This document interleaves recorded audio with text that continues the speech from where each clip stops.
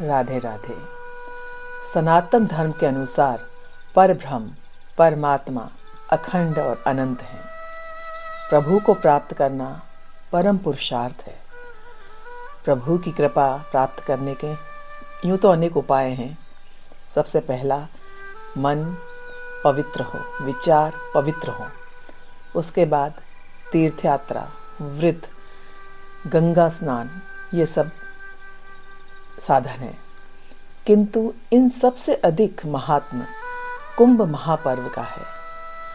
सूर्य ग्रहे कुरुक्षेत्रे कार्तिक्यांच त्रिपुष्करे माघ मासे प्रयागे च यः स्नानात्सोति पुण्यवान।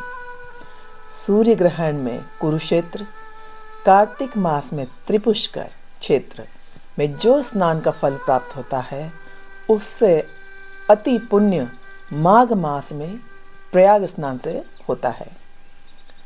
सहस्त्रे कार्तिके स्नानम माघे स्नान शतानि च वैशाखे नर्मदा स्नानम कुंभ स्नानेन तत्फलम।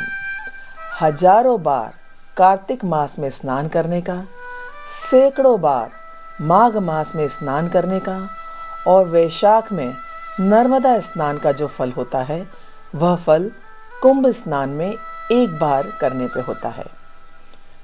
कुंभ महापर्व के स्नान से पाप, ताप, दुख निवृत्ति तथा ईश्वर को प्राप्त करने की योग्यता आती है।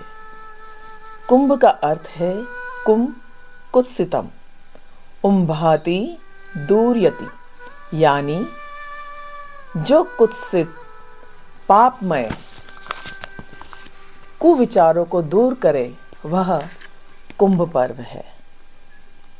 इसकी एक कथा है कुंभ की। आइए मैं उसे आपको सुनाती हूँ। चलिए कथा सुनते हैं महाकुंभ की। कुंभ महापर्व अनादि और ऐतिहासिक है। सृष्टि के आदि में सृष्टिकर्ता भगवान ब्रह्मा ने कश्यप, दक्ष आदि को मन के संकल्प से उत्पन्न किया था। मानसिक पुत्रों में थे ये। इन मानसिक पुत्रों से कहा, तुम लोग जाओ सृष्टि का विस्तार करो। दक्ष प्रजापति के अनेक कन्याएं थीं। उन्होंने कश्यप आदि प्रजापति के साथ उनका विवाह कर दिया। कश्यप ऋषि की 2 पत्नियां थीं, दिति और अदिति। दिति से दैत्य उत्पन्न हुए और अदिति से देवता। एक ही ऋषि की 2 पत्नी से अलग अलग संतानें कैसे हुई, इसकी कथा और है, मैं बताऊंगी फिर। देवताओं को स्वर्ग का स्वामी और दैत्यों का पाताल का स्वामी बनाया गया। दैत्यों को यह रास नहीं आया, वे स्वर्ग का राज चाहते थे। दैत्यों ने तपस्या और भौतिक बल एकत्रित कर देवताओं से स्वर्ग का राज छीन लिया। देवता राज्य भ्रष्ट हो गए और भगवान विष्णु की शरण गए। भगवान ने उन्हें उपाय बतलाया कि दैत्यों से संधि करो और उन्हें साथ लेकर अमृत के लिए समुद्र का मंथन करो। देवताओं ने यही किया। सुमेरु पर्वत की मथानी, वासुकी नाग की रस्सी बनाई गई। स्वयं भगवान कच्छप रूप धारण कर समुद्र में अपनी पीठ पर पर्वत को धारण किया। समुद्र मंथन में 14 रत्न निकले। उन्हें देवता व दैत्य आपस में बांटते गए। फिर अमृत कुंभ निकला। उसे देवता और दैत्य दोनों ही चाहते थे। दोनों चाहते थे कि अमृत उन्हें मिले, जिससे वे अमर हो जाएं। तो दोनों के बीच फिर छीना झपटी शुरू हो गई। लगभग 12 दिन तक छीना झपटी होती रही। देवताओं का एक दिन मनुष्यों के 1 वर्ष के बराबर होता है। अतः यह विवाद 12 वर्ष तक चला। इसी छीना झपटी में अमृत की कुछ बूंदें पृथ्वी पर गिरी और जहाँ जहाँ अमृत की बूंदें गिरी, वहाँ पर कुंभ होता है। अमृत की बूंदें 4 जगह गिरी। जब भूमि में सुधा की बूंदें हुई, उस समय एक राशि में, यानी जिस राशि में सूर्य, चंद्र तथा गुरु का संयोग था, उसी प्रकार जिस वर्ष में यह योग होता है, तब महाकुंभ का पर्व होता है। भारत में 4 स्थानों पर अमृत की बूंदें गिरी: हरिद्वार, प्रयाग, उज्जैन, नासिक। इस प्रकार एक एक स्थान में 12 वर्ष पर कुंभ योग आता है।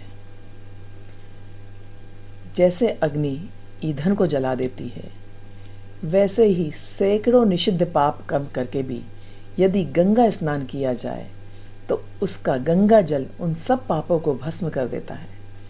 सतयुग में भी तीर्थ पुण्यदायक होते हैं।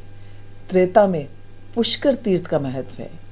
द्वापर में कुरुक्षेत्र का महात्म्य है, किंतु कलयुग में गंगा जी की अधिक महिमा कही गई है। गंगा जी का नाम लेने मात्र से यह समस्त पाप नष्ट कर देती है। दर्शन करने पे भी कल्याण प्रदान करती है। स्नान और पान करने पर यह मनुष्य की 7 पीढ़ियों को पावन बना देती है।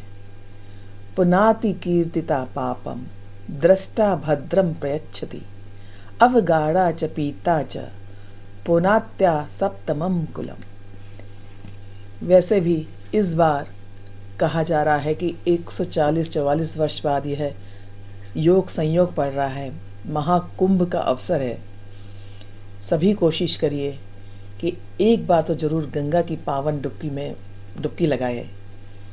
सारे पाप हमारे हरे गंगा माँ।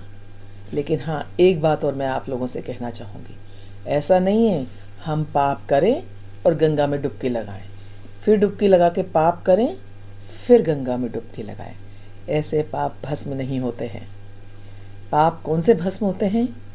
ठीक है, जाने अनजाने आपने पाप किए, गलत काम किए, लेकिन उसका पश्चाताप करने के लिए आपने गंगा माँ में डुबकी लगाई है, तो वह पाप जरूर भस्म होंगे। और गंगा माँ में डुबकी लगाते समय आप ये प्रण करें कि आगे हम ऐसा कोई पाप नहीं करेंगे, तो गंगा माँ आपको और हमको अवश्य क्षमा करेंगी। लेकिन बस इसका गलत मतलब नहीं निकालना कि पाप करते जाएं और गंगा में डुबकी लगाते जाएं, ऐसा नहीं होता। और इसी के साथ मैं बताऊंगी मकर संक्रांति का महापर्व आ रहा है, उसमें क्या करें क्या न करें। कहा जाता है कि गंगा जी को धरती पर लाने वाले महाराज भगीरथ अपने पूर्वजों के लिए इस दिन तर्पण किया था। उनका तर्पण स्वीकार करने के बाद गंगा जी समुद्र में जाकर मिल गई थी। राजा भगीरथ ने अपने पीढ़ियों को तारने के लिए, उनका उद्धार करने के लिए तपस्या की। उनकी तपस्या से प्रसन्न होकर गंगा जी पृथ्वी पर आई थी।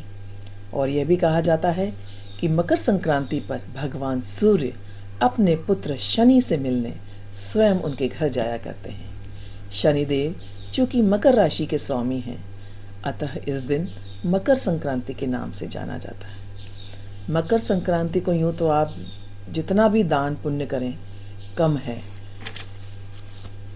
गुड़ का, तिल का, कंबल का, उड़द की दाल, काली उड़द की दाल, खिचड़ी, अन्नदान महादान माना गया है, इसमें कोई संदेह नहीं।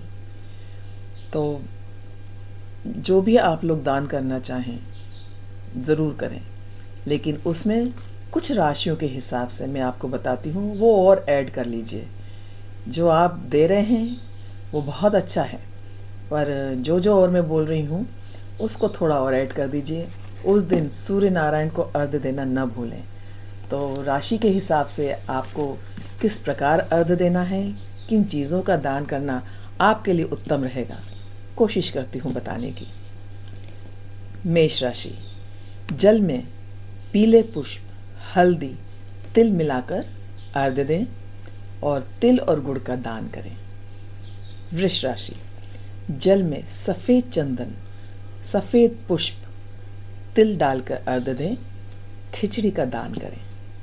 मिथुन राशि, जल में तिल डालकर सूर्य को अर्घ्य दें, मूंग की दाल की खिचड़ी का दान करें, मूंग की दाल की। कर्क, जल में दूध, चावल, तिल मिलाकर सूर्य को अर्घ्य दें और गुड़ और तिल का दान करें। सिंह राशि, जल में कुमकुम या लाल पुष्प, तिल डालकर सूर्य को अर्घ्य दें और गुड़ और तिल का दान करें। कन्या राशि, जल में तिल, दूर्वा पुष्प डाल के सूर्य को अर्घ्य दें और मूंग की दाल की खिचड़ी बनाकर दान करें और गाय को भी चारा देना न भूलें। तुला राशि, सफ़ेद चंदन, दूध, चावल का दान दें और सफ़ेद चंदन, सफ़ेद पुष्प डाल के सूर्य को अर्घ्य दें। वृश्चिक राशि, जल में कुमकुम, लाल पुष्प और तिल मिलाकर अर्घ्य दें, गुड़ का दान करें। धनु राशि, जल में हल्दी, केसर, पीले पुष्प मिलाकर सूर्य को अर्घ्य दें, गुड़ का दान करें। मकर राशि, जल में नीले पुष्प, तिल मिलाकर सूर्य को अर्घ्य दें, काले तिल, उड़द की दाल की खिचड़ी दान करें। कुंभ राशि, जल में नीले पुष्प, तिल मिलाकर सूर्य को अर्घ्य दें, उड़द तिल आदि का दान करें।